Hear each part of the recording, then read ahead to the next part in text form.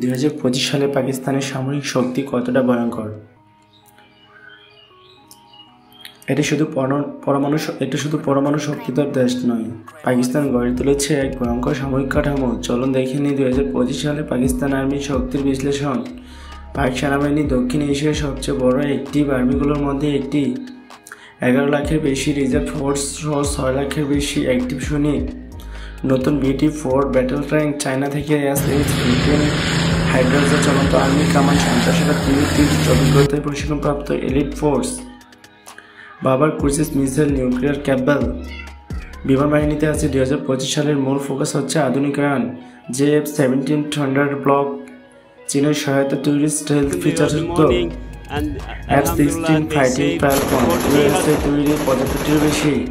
নতুন WC আইবিয়ন early warning radar system, নিজস্ব ড্রোন ফোর্স সাপোর্ট। নৌবাহিনীতে আছে সমুদ্রপথ নিরাপত্তার জন্য পাকিস্তান বাড়িয়েছে সাবমেরিন ও যুদ্ধজাহাজ। হ্যাঙ্গার ক্লাস অ্যাটাক সাবমেরিন, চীন সহায়তা নির্মাণাধীন। Babur class corvette, Zulfiquar class frigate. নতুন নেভাল সেল ড্রোন ও সারফেস মিসাইল সিস্টেম।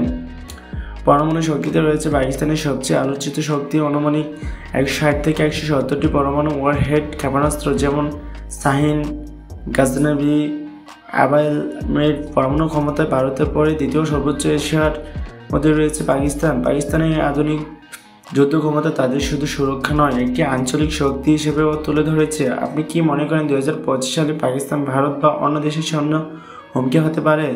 কমেন্টে আপনার মতামত জানাতে ভুলবেন না। ভিডিওটি ভালো লাগলে অবশ্যই লাইক ও সাবস্ক্রাইব দিয়ে বলবেন না।